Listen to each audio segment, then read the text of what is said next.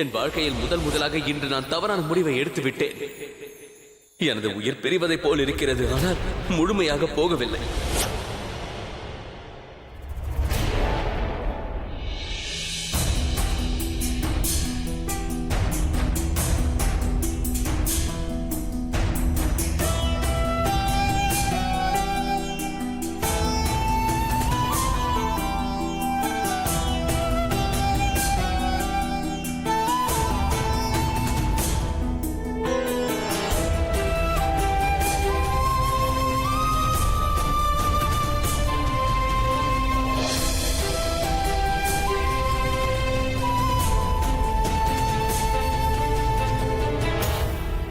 கண்ணா, புயல் அடங்கிவிட்டது. ஆனால் இந்த விளக்கு ஏன் எரியவில்லை? இது என்ன அபசகுணம்? எனக்கு ஒரு வழி கூறுங்கள். நான் செய்யும் தவறை சுட்டி காட்டுங்கள். நான் ஷெஹனாஸிற்கு நியாயம் வாங்கி தருவதாக கூறிக்கொண்டு எனக்கும் ஷெஹன்ஷாவிற்கும் இடையில் உள்ள உறவை பங்கப்படுத்துகின்றேனோ? நான் உங்களை வேண்டி கேட்டுக்கொள்கிறேன் கண்ணா, எந்த தவறும் நடக்கக்கூடாது. காப்பாற்றுங்கள்.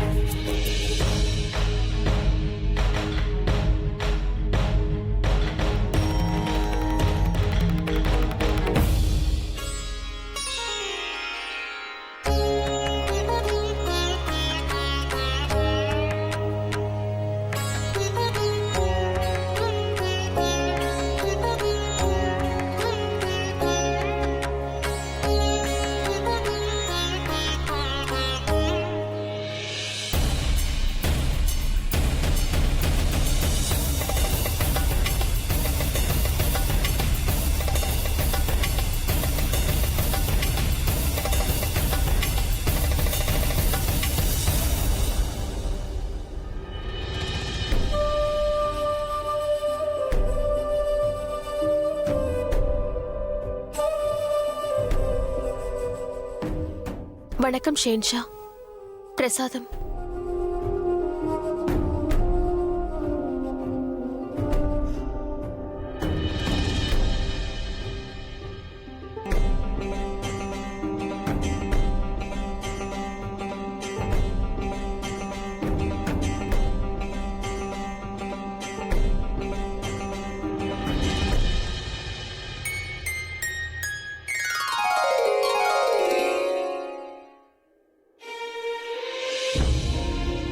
ஷெஹன்ஷா, நான் உங்களிடம்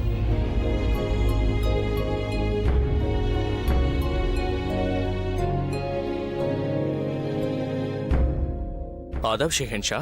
ஆதாப் பேகம். பிரசாதம் எடுத்துக் கொள்ளுங்கள்.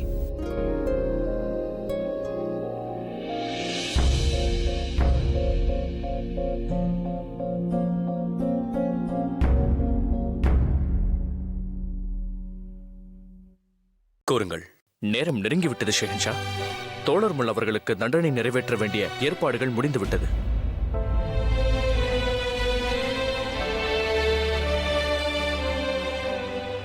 சரி, தாங்கள் செல்லுங்கள், நான் தயாராகி வருகின்றேன். ஆதாப்.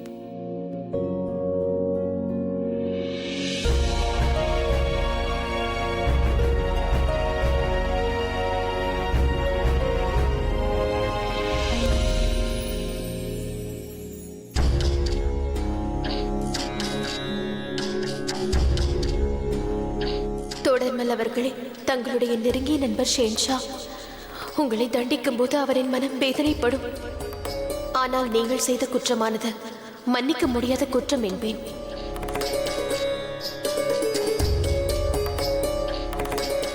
நான் ஏன் இப்படி பதட்டமாக இருக்கிறேன்? நடக்கக்கூடாதது நடக்கின்றதா? நான் ஸ்ரீ கிருஷ்ணனை வணங்குபவள். அவர் என்றும் அனர்த்தத்தை நடக்க விட மாட்டார். ஷேனாஸை சென்று சந்திக்க வேண்டும். இப்போது அவள் எவ்வாறு இருக்கிறாளோ?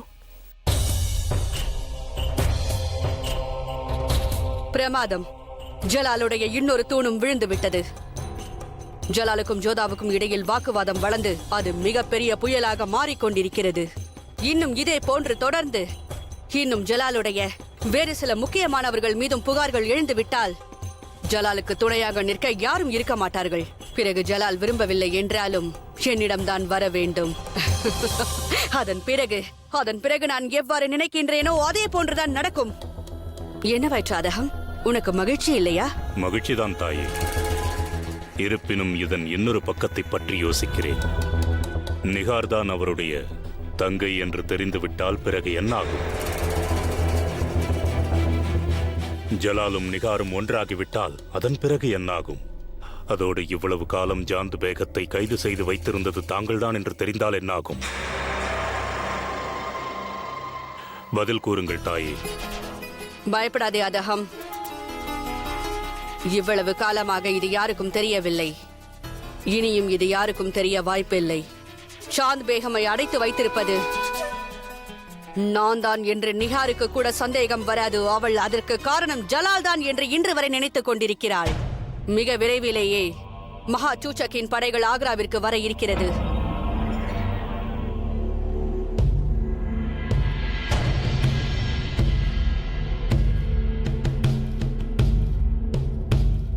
உங்களுடைய சேனை பஞ்சாப் வழியாக செல்வதற்கு தயாராக உள்ளன சாய்பா.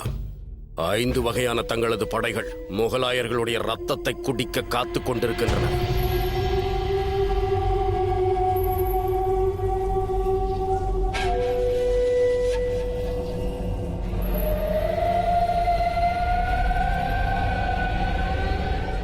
பஞ்சாப் செல்லும் வழி மட்டுமே ஃபாசில் பேக்.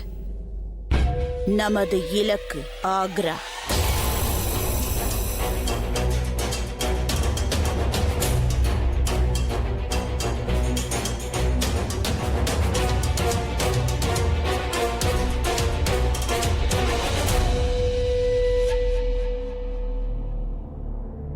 நினைவில் வைத்துக் கொள்ளுங்கள், இந்த படையானது பேகம் மகா சூச்சக்கின் படையாகும். இந்த படை எவ்வாறானது என்றால் கட்டுக்கடங்காத இளம் காளையர்களால் ஆனது. இவர்களுக்கு முன்னோக்கி மட்டுமே செல்ல தெரியும். முகலாய சாம்ராஜ்யத்தின் கொடியை அவர்களது கோட்டையிலிருந்து அகற்றி என்னுடைய கொடியை அந்த கோட்டையில் ஏற்றும் வரை இந்த படையானது இந்த பயணத்தை நிறுத்தாது. தனது உயர்ந்த இலக்கை அடைந்த பிறகுதான் இது தனது பயணத்தை முடிக்கும்.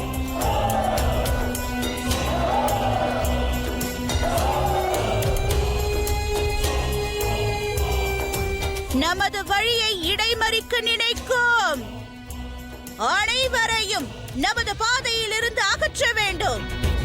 அவர்களை வீழ்த்த வேண்டும்.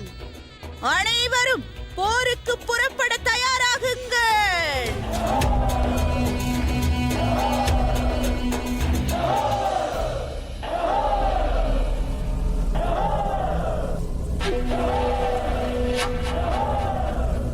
வாழ்த்துக்கள் பேகம் சாய்பா.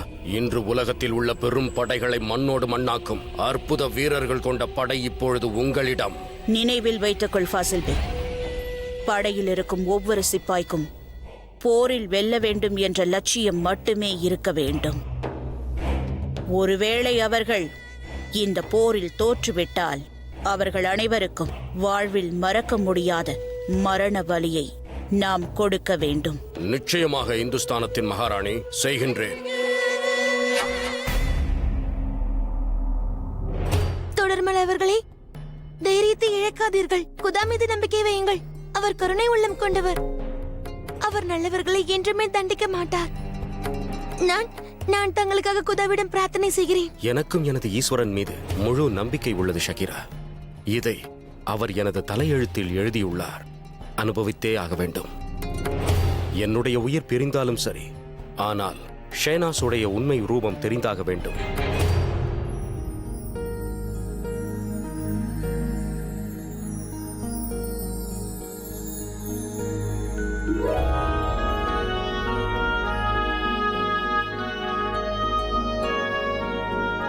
கருணை காட்டுங்கள் மோலா.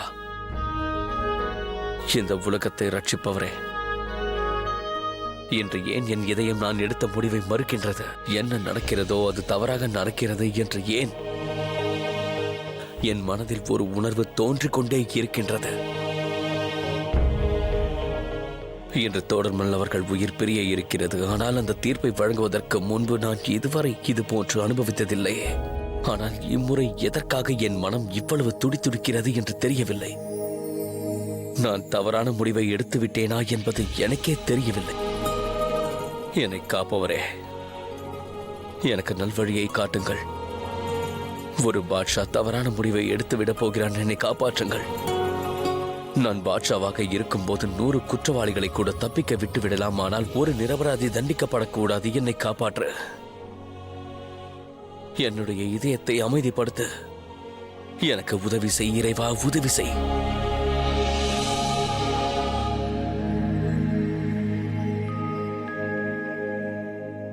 எங்கே சென்றது? இங்கேதானே இருக்க வேண்டும். இது ஷெஹனாஸின் குரல் போல் உள்ளது.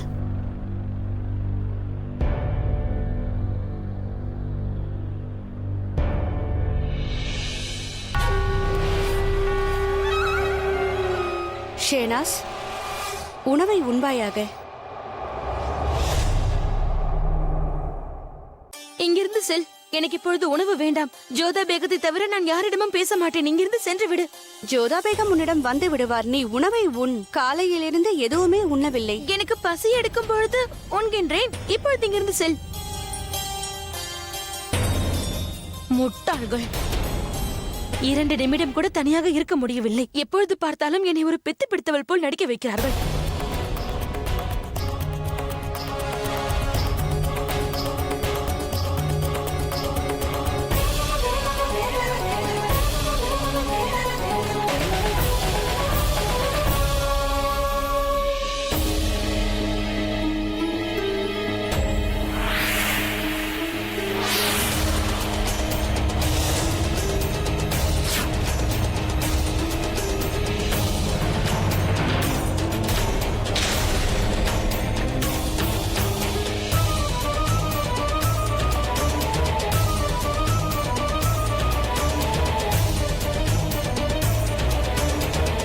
ஜோதா, நல்ல வேளை நீ வந்து விட்டாய்.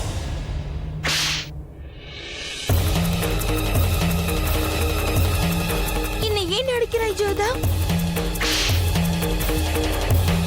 என்னை எதற்காக அடிக்கின்றாய்? நான் என்ன செய்தேன்? அதையாவது என்னிடம் கூறு. போதும்.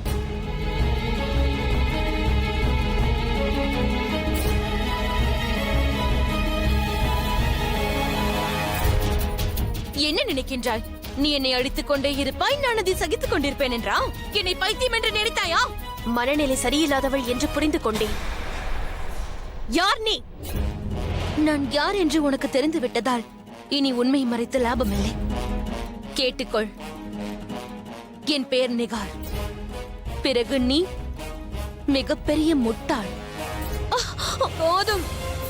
என் முன்பு உன் சாகசம் எதுவும் பலிக்காது. புரிந்ததா?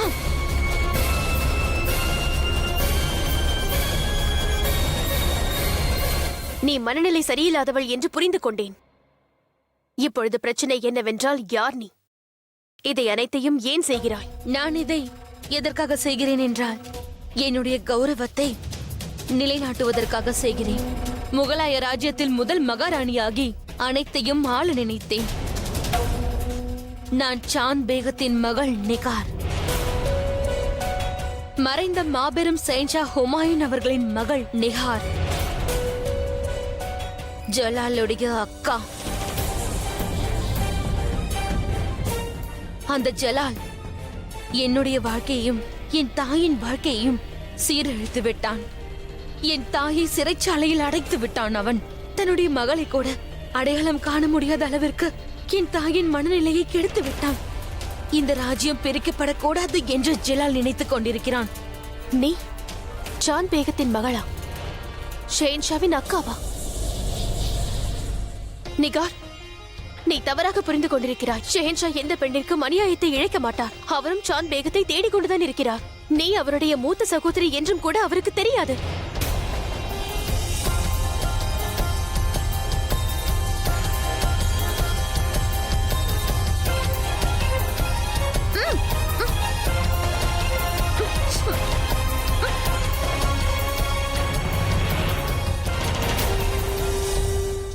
பேசிக்கொண்டே இருக்கின்றாய் ஜோதா. குறைவாக பேசி அறிவை உபயோகித்திருந்தால் இன்று உனக்கு இந்த நிலைமை ஏற்பட்டிருக்காது.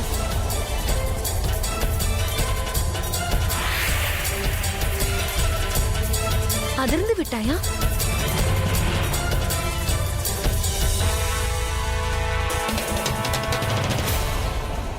சேஞ்சா சேஞ்சா சேஞ்சா.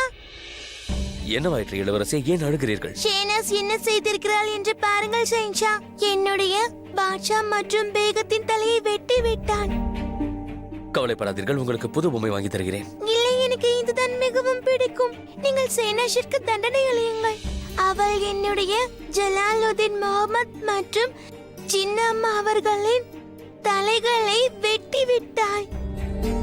சரி, நான் இதை சரி செய்து விடுகிறேன். தாங்கள் ஆழாமல் இங்கிருந்து செல்லுங்கள்.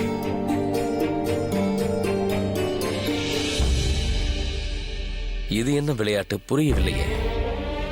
அன்று ஷெஹனாஸ் இந்த பொம்மைகளோடு விளையாடிக் கொண்டிருந்தால் பிறகு எதற்காக இவற்றின் தலைகளை இப்படி வெட்டிவிட்டாள்?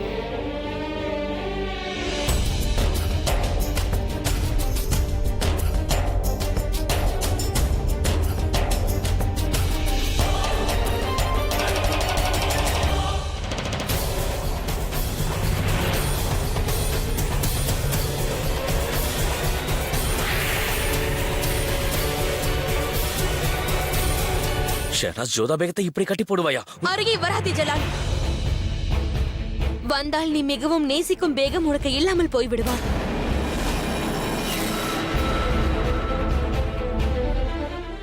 நன்றி கட்ட துரோகி. யார் உனக்காக அடைக்கலம் தந்தாரோ, யார் உனக்கு உதவிகள் புரிந்தாரோ அவரையே நீ இப்படி செய்வாயா? நன்றி கெட்டவளா? மாபெரும் அயோக்கியனே, நீ என்னை நன்றி கெட்டவள் என்கிறாயா? நீ இப்பொழுது அருகில் வர முயற்சி செய்தால் உனது பேகத்தை நீ இழந்து விடுவாய். ஏன் இவ்வாறு செய்கின்றாய்? எதற்காக இப்படி துரோகம் செய்கின்றாய்? துரோகி நீதான் ஜலால். நீதான் உன் தந்தைக்கு துரோகம் செய்து விட்டாய். அவருடைய கட்டளையை மீறி விட்டாய். ஷெஹன்ஷா, இவள் ஷெஹனாஸ் அல்ல, நிகார், சாந்த் பேகத்தின் மகள், உங்களுடைய மூத்த சகோதரி.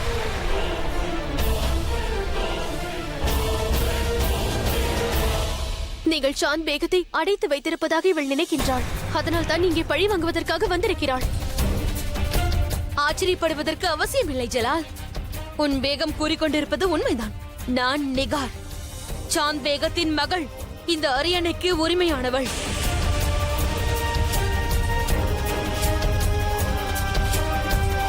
நீ எனது அக்காவா?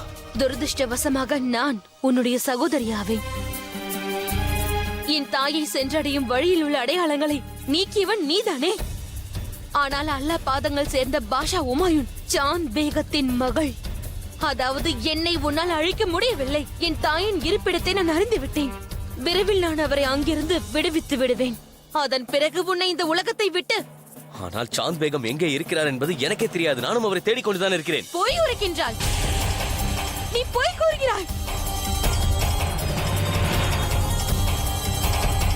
இங்கே பார், இந்த அரச கட்டளையை பார்.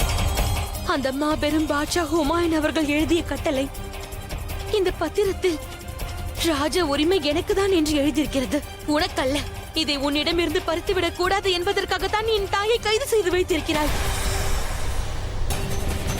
இந்த பத்திரம் உனக்குதானே தேவைப்படுகிறது.